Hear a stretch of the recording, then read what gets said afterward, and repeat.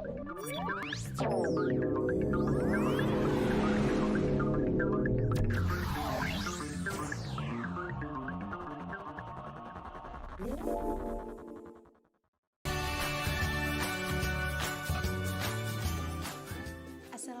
warahmatullahi wabarakatuh semuanya. Bersama saya Alvira dalam video pembelajaran. Pada video kali ini saya akan membahas mengenai dinamika dengan materi gaya dan hukum Newton. Tapi tunggu dulu. Sebelum masuk ke materinya, jangan lupa untuk di-like, komen, subscribe, and share ya, biar tambah semangat lagi buat videonya. Makasih. Langsung saja kita mulai ya. 1, 2, 3. Hai teman-teman, hari ini saya akan membahas mengenai dinamika. Yang pertama ada gaya. Apakah kalian tahu apa itu gaya? Gaya adalah tarikan atau dorongan yang diberikan kepada suatu benda. Simbol gaya adalah F besar. Sedangkan satuan gaya dalam satuan internasional adalah Newton atau kilogram meter per sekon kuadrat. Sedangkan alat untuk mengukur gaya adalah dinamometer atau neraca pegas. Gaya muncul sebagai interaksi dari dua buah benda atau sistem. Suatu benda dapat bekerja beberapa sekaligus. Gaya-gaya ini muncul karena adanya interaksi benda tersebut dengan lingkungannya. Pengaruh gaya terhadap benda. Yang pertama, dapat mengubah posisi benda. Yang kedua, dapat mengubah arah benda. Yang ketiga, dapat mengubah bentuk benda. Yang keempat, dapat mengubah kecepatan benda. Di sini saya akan membahasnya satu persatu. Yang pertama, dapat mengubah posisi benda. Contohnya, meja yang semula diam kemudian diberikan gaya dengan cara mendorongnya. Otomatis meja yang semula diam akan bergerak dan posisinya akan berubah dari posisi semula. Yang kedua, dapat mengubah arah benda. Contohnya ketika bermain bola, kemudian menendang bola ke arah teman. Otomatis arah bola akan berubah pula.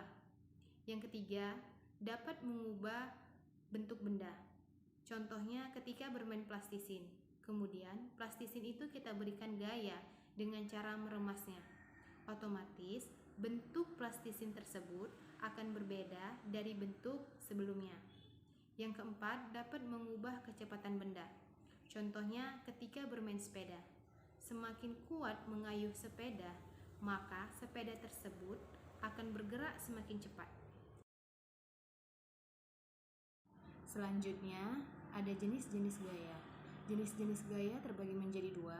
Yang pertama ada gaya sentuh dan yang kedua gaya tak sentuh. Yang pertama gaya sentuh. Gaya sentuh adalah gaya yang bekerja pada benda di mana terjadi sentuhan langsung pada benda tersebut. Contohnya ada gaya otot. Gaya otot adalah gaya yang ditimbulkan oleh otot manusia atau hewan. Seperti ketika kita menendang bola. Kedua, ada gaya gesek.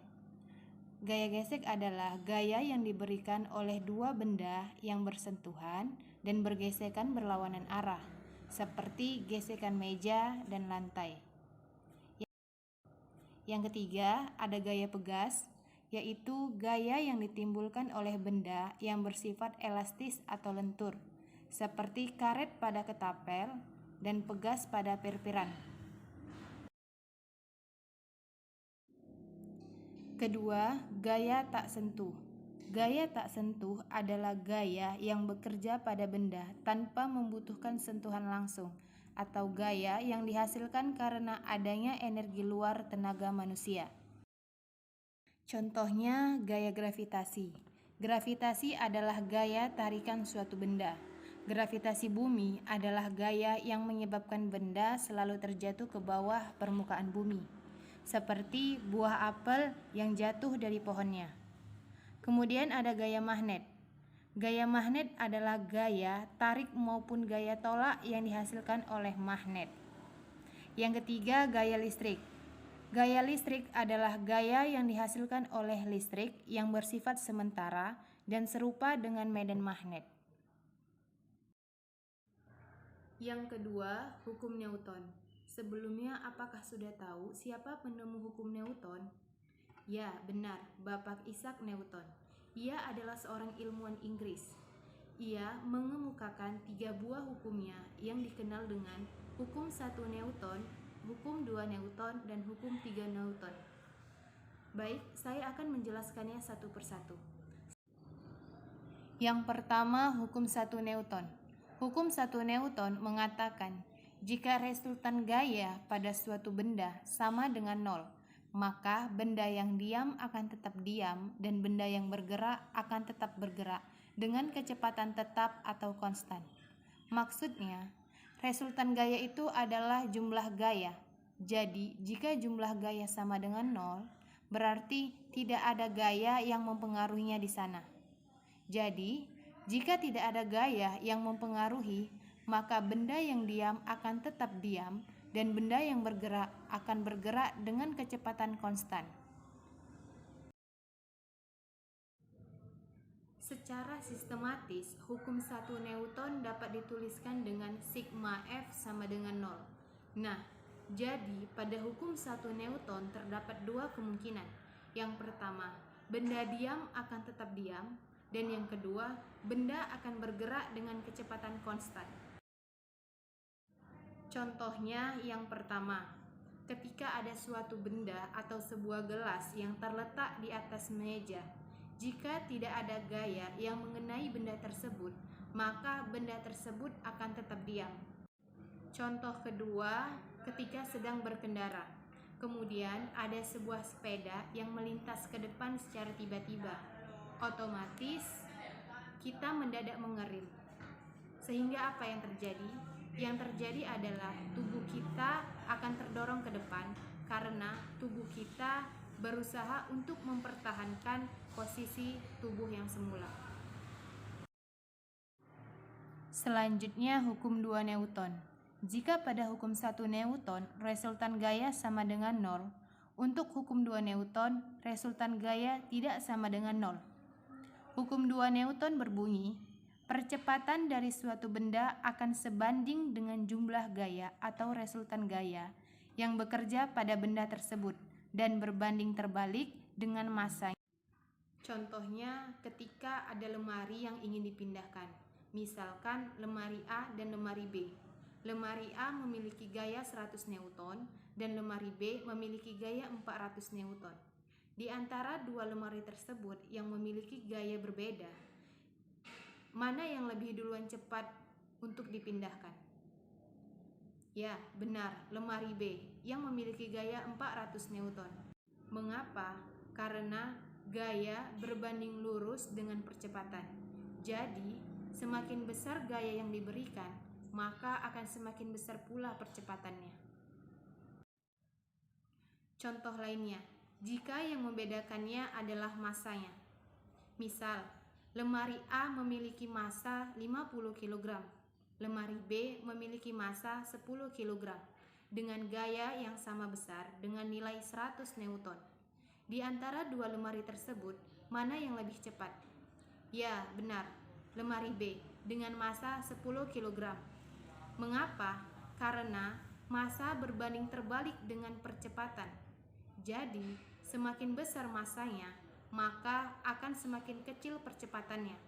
Sehingga pada hukum 2 Newton dapat disimpulkan sigma F sama dengan M kali A dengan keterangan F adalah gaya yang diberikan dengan satuan Newton, M adalah massa dengan satuan kilogram, dan A adalah percepatan dengan satuan meter per sekon kuadrat. Contoh soal hukum 2 Newton. Jika terdapat besi dengan massa 100 kg yang digelindingkan di permukaan dengan percepatan yang dimiliki benda tersebut sebesar 9,8 meter per sekon kuadrat, maka gaya pada benda tersebut adalah, pada soal sudah diketahui massa pada besi 100 kg dan percepatannya 9,8 meter per sekon kuadrat, yang ditanya gaya atau F besar. Pada hukum 2 Newton dengan rumus sigma F sama dengan M kali A, maka M-nya adalah 100 kg dikali dengan A 9,8 meter per sekon kuadrat. Maka hasilnya adalah 980 Newton. Yang terakhir, hukum 3 Newton. Hukum 3 Newton mengatakan, ketika ada benda satu atau F aksi memberikan gaya pada benda 2, maka benda 2 tersebut memberikan gaya F reaksi yang sama besar pada benda 1, namun arahnya berlawanan. Secara matematis, hukum 3 Newton dinyatakan dengan F aksi sama dengan negatif F reaksi. Jadi, besar gayanya sama, namun arahnya berlawanan, sehingga diberi tanda negatif. Contohnya, ketika mendayung perahu. Nah, coba perhatikan video berikut. Ketika mendayung perahu ke arah belakang, maka perahunya itu akan bergerak ke depan. Jadi, gaya aksi yang diberikan melalui dayung akan menghasilkan reaksi. Reaksinya apa? Reaksinya, perahu akan bergerak ke depan atau berlawanan arah dari gaya aksi yang diberikan melalui dayung tersebut. Contoh soal, sebuah benda bermasa 2 kg ditarik dengan gaya 15 Newton searah dengan gerak benda. Tentukan percepatan benda jika gaya gesekan antara benda dan lantai 1 Newton. Dari soal sudah diketahui masanya 2 kg, gaya atau F besar sama dengan 15 Newton, sedangkan gaya geseknya adalah 1 Newton, dan yang ditanya adalah percepatan. Maka dapat kita jawab, F dikurang 1 kg sama dengan M kali A.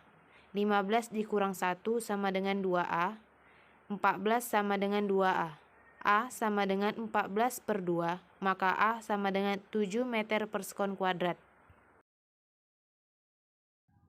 Demikianlah materi pembelajaran hari ini mengenai gaya dan hukum Newton. Semoga apa yang saya sampaikan hari ini dapat bermanfaat bagi teman-teman semua. Dan saya akhiri dengan wassalamualaikum warahmatullahi wabarakatuh.